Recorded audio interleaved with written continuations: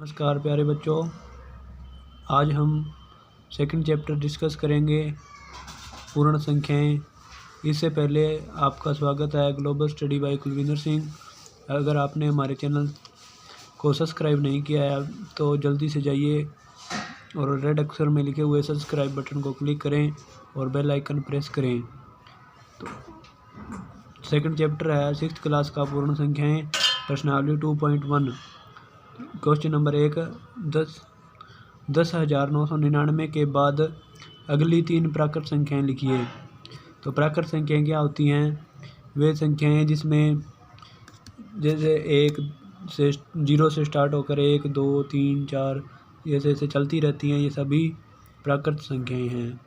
तो इसमें क्वेश्चन में पूछा गया है 10,999 के बाद अगली 3 संख्याएं प्राकृत लिखनी हैं। तो 10,999 में 1 जोड़ते हैं तो उसमें हमारे पास 11,000 आता है, ठीक है। तो ये हमारी एक प्राकृत संख्या हो गई। अब हम 11,000 में 1 जोड़ने पर 11,000 प्लस 1 करते हैं तो 11,001 ये हमारी सेकंड प्राकृत संख्या आ गई। अब 11,001 में फिर 1 जोड़ते हैं तो 11,002, ठीक है, ये हमारी तीसरी प्राकृत संख्या ये आ गई। तो आंसर हमारा होगा पहली प्राकृत संख्या 11,000, दूसरी प्राकृत संख्या 11,001, तीसरी प्राकृत संख्या 11,002। इसी प्रकार से हमारा क्वेश्चन नंबर 1 कंप्लीट होता है। तो चलते हैं सेकंड क्वेश्चन की ओर। सेकंड क्वेश्चन क्या है हमारा प्यारे बच्चों?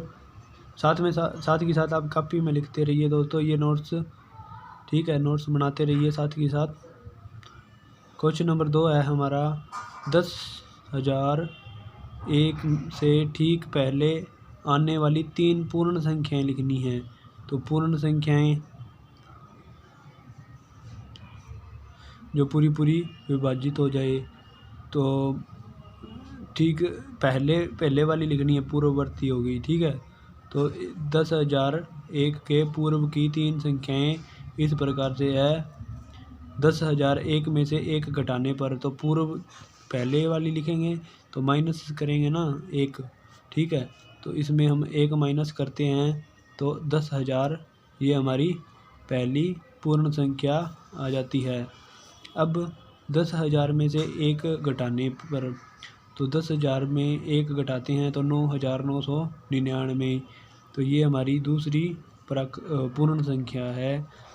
और अब हम 9,999 में से 1 और घटाते हैं तो 9,998 प्राप्त होता है, ठीक है।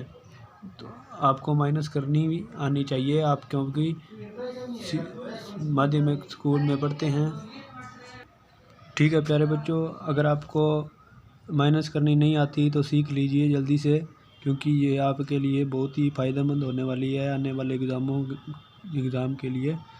तो इसका आंसर हम लिखते हैं, पहली पूर्ण संख्या 10,000 हो गई, दूसरी पूर्ण संख्या 9,999, तीसरी पूर्ण संख्या 9,998।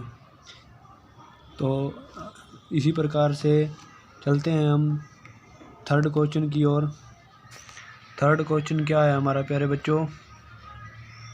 सबसे छोटी पूर्ण संख्या कौन सी है?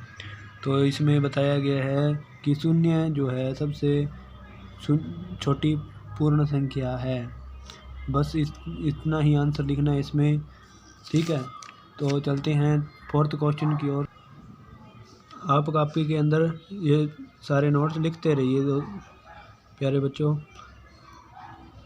फोर्थ क्वेश्चन है हमारा 32 और 53 के बीच में कितनी पूर्ण संख्याएं आती हैं? तो ये हमें ज्ञात करना है। तो पूर्ण संख्या ज्ञात करने का छोटा सा तरीका है, आप कोई भी संख्या मान लीजिए, जैसे 3 से 8 के बीच में पूर्ण संख्या कितनी है, ठीक है। तो कोई भी संख्या मान लीजिए, बस कितनी भी बड़ी हो, ये तरीका आपके लिए बहुत ही इम्पोर्टेंट होने वाला है, क्योंकि आप जब बड़े होंगे तो गवर्नमेंट एग्ज़ाम की तैयारी करेंगे तो उस एग्ज़ाम के अंदर भी ये तरीका पूछा जाएगा, ठीक है।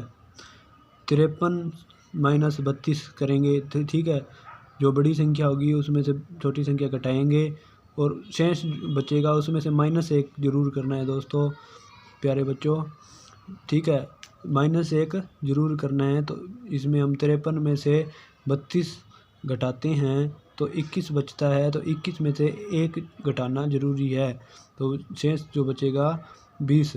तो ये संख्याएं पूर्ण संख्याएं हैं 32 और 53 के बीच में। ऐसे रकम बदलकर और भी सवाल पूछे जा सकते हैं। क्वेश्चन नंबर 5 है हमारा, निम्न के परवर्ती की लिखिए। परवर्ती क्या होता है कि जैसे 20 है ना, तो 20 का परवर्ती आगे वाला होगा, जैसे 21, ठीक है, 22, 23, 23 का परवर्ती 24, इसी प्रकार से 100 का परवर्ती 101, इस प्रकार से लिखना है परवर्ती। अगर पूर्ववर्ती दिया होगा तो पहले वाला। तो एक इसमें क्या दिया गया है, 2,44,701 की परवर्ती संख्या। तो परवर्ती संख्या होगी तो इसमें हम +1 करेंगे तो 1 की संख्या पर 2 आ जाएगा और ये इसका आंसर हो जाएगा।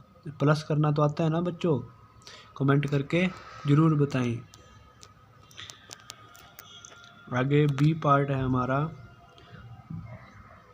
1,01,99 की परवर्ती संख्या। लिख लीजिए तो बच्चों कॉपी के अंदर। तो परवर्ती के समय हम +1 करेंगे तो 9 में जब 1 जोड़ेंगे तो 10, हासिल का लगा 1, 9 में जब हासिल का 1 जोड़ेंगे तो 10, हासिल का 1, 1 और 1 2, बाकी 100 का 100, और ये इसका आंसर हो जाएगा। आगे सी पार्ट क्या है हमारा, आगे लिख रखा है 10, 99, 99, 9 की परवर्ती संख्या। तो परवर्ती संख्या में हम प्लस, इसके अंदर जब हम प्लस करेंगे तो ये 11,000 हो जाएगा। प्लस करना आपको आना चाहिए, हमने आपने छोटी कक्षा में पढ़ा होगा प्लस, घटा और भाग गुणा करना, ठीक है। तो डी इसका क्या है दोस्तों, 23, 45, 67, 0 की परवर्ती संख्या। परवर्ती में हमेशा हम 1 जोड़ते हैं, तो 23,45,671, तो 70 की जगह 71 हो जाएगा, ठीक है। इसी प्रकार से हम चलते हैं 6th क्वेश्चन की ओर। निम्न की पूर्ववर्ती लिखिए।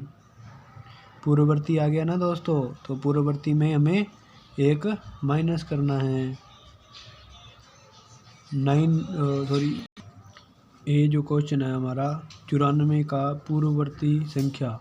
तो पूर्ववर्ती में हमेशा 1 माइनस करते हैं, तो 94 में से -1 करेंगे तो 93 इसका आंसर हो जाएगा। आगे बी पार्ट है हमारा 10,000 की पूर्ववर्ती संख्या। तो 10,000 की पूर्ववर्ती संख्या -1 करेंगे तो 9,999 हो जाएगा, सिंपल। आगे हमारा सी पार्ट है 2,08,090 की पूर्ववर्ती संख्या। तो इसमें से -1 करेंगे तो 90 में से 1 जाएगा तो 89, तो बाकी ऐसे का ऐसा लिख देंगे तो इसका आंसर हो जाएगा।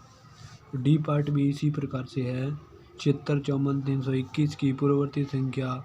तो 76,54,321 में से -1 करेंगे तो 76,54,320 रह जाएगा 21 की जगह, ठीक है। तो ये इसका आंसर हो जाएगा।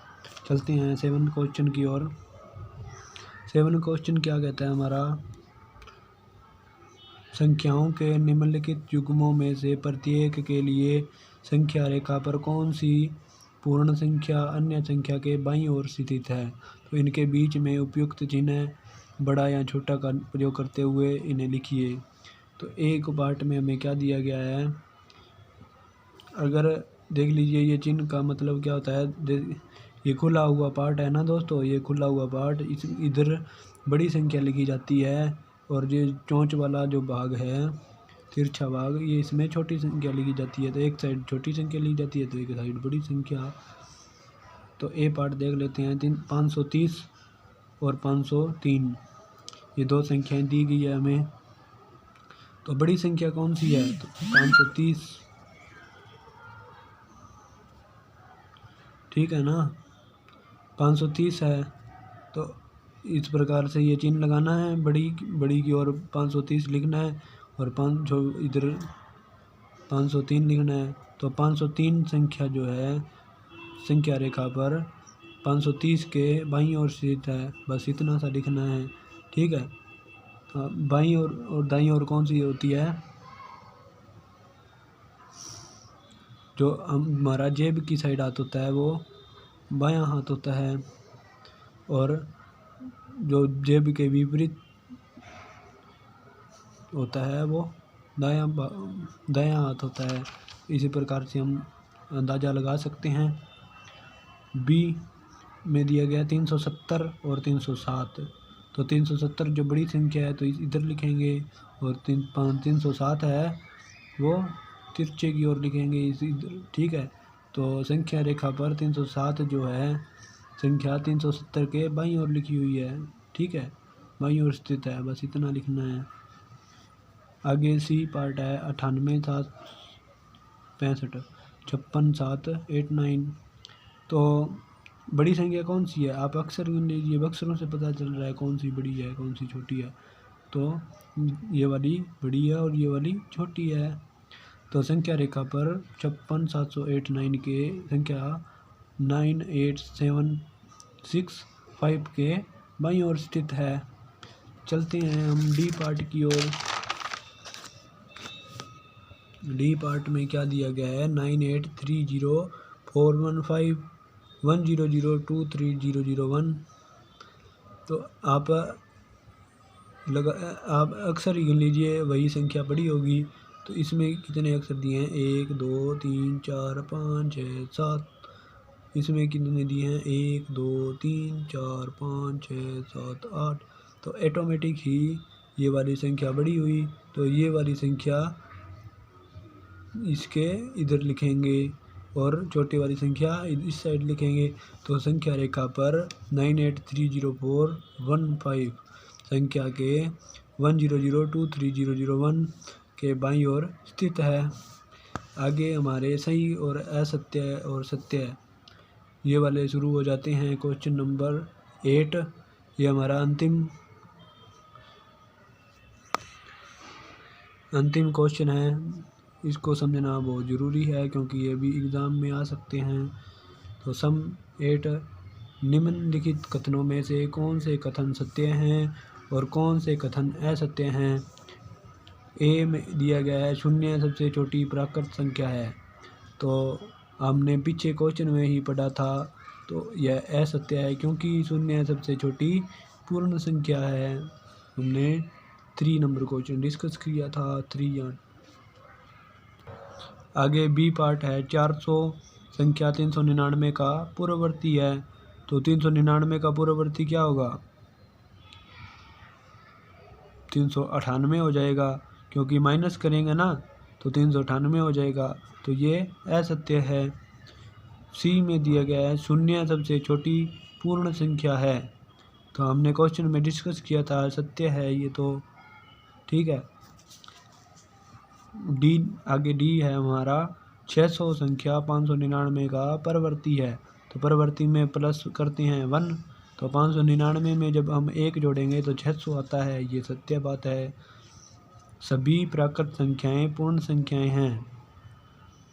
सभी प्राकृत संख्याएं जो होती हैं वो पूर्ण संख्याएं होती हैं। हाँ, ये भी बात सत्य है।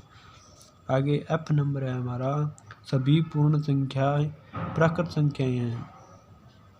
ये बात असत्य है। सभी पूर्ण संख्याएं प्राकृत संख्याएं नहीं है। आगे जी है हमारा 2 अंकों की पूर्ण संख्या का पूर्ववर्ती 1 अंक की संख्या कभी नहीं हो सकती। तो 2 अंकों की पूर्ण संख्या का पूर्ववर्ती 1 अंक की संख्या कभी नहीं हो सकती। जब हम 10 में से -1 करते हैं तो 9 आता है, ठीक है। तो ये एक होगी ना, जो एक अंक वाली होगी ये, तो ये भी बात है, सत्य है। एच नंबर है, एक सबसे छोटी पूर्ण संख्या है।